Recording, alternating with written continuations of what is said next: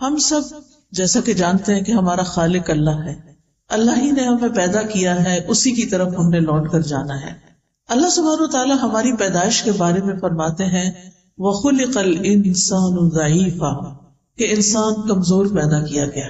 اگرچہ انسان کو باقی ساری مخلوقات پر فضیلت اور شرف حاصل ہے، عزت حاصل ہے، وَلَقَدْ كَرَّمْنَا بَنِي آدم، بنو آدم کو اللہ تعالیٰ نے عزت بخشی ہے، لیکن بہرحال وہ اپنی نیچر میں کمزور بھی ہے۔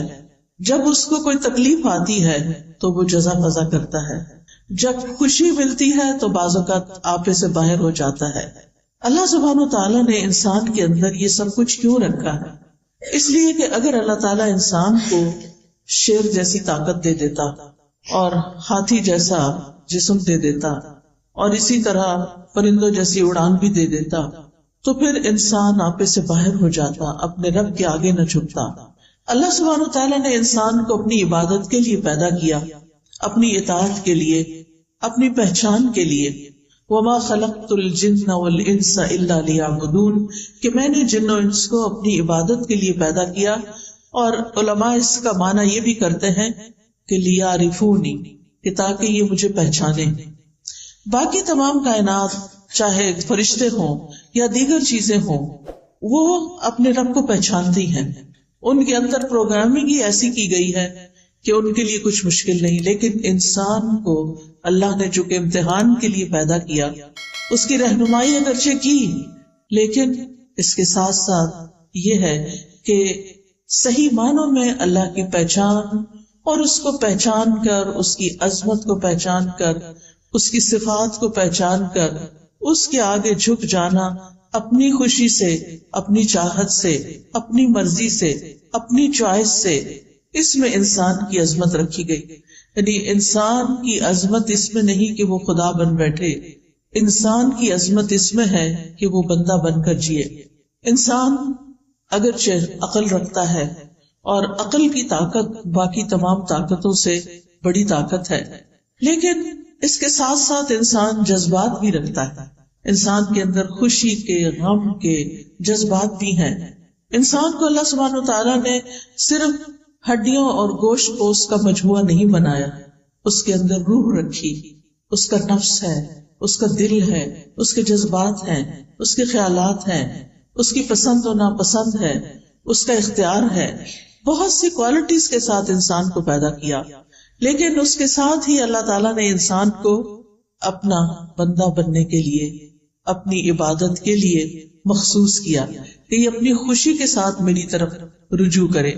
چونکہ انسان کمزور ہے، لہذا وہ ہمیشہ اپنے سے بڑی کسی ہستی کا محتاج بھی ہے، جس کا ذکر اللہ تعالیٰ قرآن مجید کی سورۃ فاطر میں کرتے ہیں، یا ایھا الناس انتم الفقراء الی اللہ، اے لوگو تم سب اللہ کے محتاج ہو، واللہ هو الغنی الحمید، اور اللہ وہ تو غنی ہے، قابل تعریف ہے۔ ان یشاء یذھبکم، اگر وہ چاہے تم سب کو لے جائے، ویأتی بخلق جدید، اور نئی مخلوق پیدا کر دے، وما ذلک علی اللہ بعزیز، اور یہ چیز اللہ پر کچھ بھی مشکل نہیں ہے۔ لیکن وہ ہماری کمزوریوں، ہماری کوتاہیوں، ہماری غلطیوں، ہمارے گناہوں، ہمارے جرائم، ہماری ہر چیز کے ساتھ ہمیں زندگی کی مہلت دیتا ہے، توبہ کی توفیق دیتا ہے، اپنی طرف آنے کے مواقع فراہم کرتا ہے۔ لہذا ہم سب کی خوش قسمتی، خوشنودی اور ہماری کامیابی اس میں ہے کہ ہم ہر موقع پر اللہ سبحانہ تعالیٰ کی طرف رجوع کرنے والے ہوں، ہم اسی پر بھروسہ کریں، ہم اسی کا سہارا لیں، ہم اسی سے مانگیں، اسی سے پناہ طلب کریں، غم اور دکھ میں اسی سے فریادیں کریں، اور اسی سے ہم حفاظت مانگیں، اور وہ یہ سب کچھ کرنے پر قادر ہے۔ اللہ سبحانہ تعالیٰ کو انسان کی کمزوری کا اعتراف بہت پسند ہے۔ جب انسان اللہ سبحانہ تعالیٰ کی بارگاہ میں ہاتھ اٹھاتا ہے، جب اللہ سبحانہ تعالیٰ کی بارگاہ میں سجدے میں سر رکھ دیتا ہے، تو جب انسان کا سر زمین پر ہوتا ہے، وہ سب سے زیادہ اللہ کے قرب کا وقت ہوتا ہے، اللہ سبحانہ تعالیٰ کے قریب ہونے کا، اللہ سبحانہ تعالیٰ کے محبوب ہونے کا۔ اور جب انسان ہاتھ اٹھا لیتا ہے تو اللہ سبحانہ وتعالیٰ ان کو خالی نہیں لوٹاتا. وہ اس بات سے شرماتا ہے کہ کسی کا ہاتھ اٹھا ہوا خالی لوٹا دوں. لہذا انسان کو اپنی تمام ضروریات میں، اپنی تمام مشکلات میں، اپنی تمام حاجات میں، اپنی ہر طرح کی پریشانیوں میں اللہ سبحانہ تعالیٰ کی طرف ہی رجوع کرنا چاہیے، اور اسی کا نام توکل ہے. جب انسان اپنی ضروریات میں اللہ کا سہارا لیتا ہے تو اللہ سبحانہ تعالیٰ کا سہارا لینا توکل کہلاتا ہے. اور اسی کی ہم سب کو ضرورت ہے کہ جب ہمیں کچھ مشکل ہو تو ہم کہیں حسبنا اللہ ونعم الوکیل، ہمیں اللہ کافی ہے اور وہی بہترین کارساز ہے، وہی سارے کام بنانے والا ہے. اور جتنا جتنا ہمیں اللہ تعالیٰ کی ذات پر زیادہ یقین ہوگا اور جتنا ہم اللہ سبحانہ تعالیٰ کو زیادہ پہچانتے ہوں گے، اتنا ہی اس کی طرف رجوع بھی زیادہ ہوگا. اس کی طاقت میں ہے، اس کے اختیار میں ہے، اس کی قدرت میں ہے کہ وہ ہم سے ہر اس پریشانی، ہر اس خطرے کو دور کر دے جس سے ہم ڈرتے ہیں، اور پھر اسی کے آگے ہاتھ پھیلائیں، اور وہ انسان کے لیے کافی ہے. جب ہم کہتے ہیں حسبنا، ہمیں کافی ہے، یعنی اللہ کی مدد کافی ہے. اور اگر اللہ ہمارے ساتھ ہے، اللہ ہماری مدد کرنے والا ہے، تو پھر ہم تنہا نہیں ہیں. قرآن مجید میں اللہ تعالیٰ فرماتے ہیں وَلِلَّهِ مُلْكُ السَّمَاوَاتِ وَالْأَرْضِ وَاللَّهُ عَلَى كُلِّ شَيْءٍ قَدِيرٌ. آسمانوں اور زمین کا مالک اللہ ہی ہے اور وہ ہر چیز پر پوری قدرت رکھتا ہے. آپ سوچے کہ زمین کی ہر چیز اس کی ملکیت ہے، اصل میں اس کے کنٹرول میں ہے. ہمیں تو اس نے وقتی طور پر اختیار دے رکھا ہے کہ ہم انہیں اپنی مرضی کے مطابق استعمال کریں، ورنہ اصل کنٹرول تو رب ہی کے ہاتھ میں ہے. اور اسی طرح وہ ہر چیز کو، نہ صرف یہ کہ زمین کی، آسمان کو بھی اون کرتا ہے، اس کا کنٹرول بھی اللہ تعالیٰ کے ہاتھ میں ہے. لہٰذا جب کسی بندے کی اسے ضرورت پوری کرنی ہوتی ہے تو اسے کسی کا مشورہ نہیں چاہیے، کسی کی سفارش نہیں چاہیے. وہ سفارش جو بندوں کو اختیار دیا سفارش کرنے کا، انبیاء کو دیا ہے، اپنے اولیاء کو دیا ہے، وہ اس لیے دیا کہ وہ ان کو آنر بخشا ہے، ورنہ وہ تنہا سب کچھ کر سکتا ہے. وہ اکیلے سب کچھ کرنے پر پوری طرح قادر ہے. وہ صرف کن کہتا ہے اور بڑے بڑے کام ہو جاتے ہیں. تبارک الذی بیدہ الملک وہو علی کل شیء قدیر. بہت برکت والا ہے وہ کہ تمام بادشاہی صرف اور صرف اس کے ہاتھ میں ہے اور وہ ہر چیز پر پوری قدرت رکھتا ہے.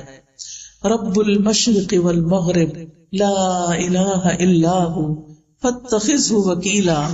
وہ مشرق اور مغرب کا رب ہے، اس کے سوا کوئی معبود نہیں، لہٰذا اسی کو اپنا کارساز بنائیے. معاملات کی تدبیر کرنے میں بھی وہ یکتا ہے، اسے کسی کے مشورے کی ضرورت نہیں. ہر طرح کے خزانوں کا مالک وہ ہے، زمین کے خزانوں کا مالک بھی وہی ہے، آسمان کے خزانوں کا مالک بھی وہی ہے، اور ان خزانوں میں کوئی اس کا شریک بھی نہیں. ابو ذر غفاری رضی اللہ عنہ سے روایت ہے کہ نبی صلی اللہ علیہ وسلم اپنے رب تبارک و تعالی سے روایت کرتے ہیں کہ بے شک وہ فرماتا ہے اے میرے بندو، تم سب گمراہ ہو سوائے اس کے جسے میں ہدایت دوں، پس تم مجھ سے ہدایت مانگو، میں تمہیں ہدایت دوں گا. اے میرے بندو، تم سب بھوکے ہو سوائے اس کے کہ جسے میں کھلاؤں، پس تم مجھ سے کھانا مانگو، میں تمہیں کھلاؤں گا. اے میرے بندو، تم سب دن رات گناہ کرتے ہو اور میں سارے گناہوں کو بخشتا ہوں، تو تم مجھ سے بخشش مانگو، میں تمہیں بخش دوں گا.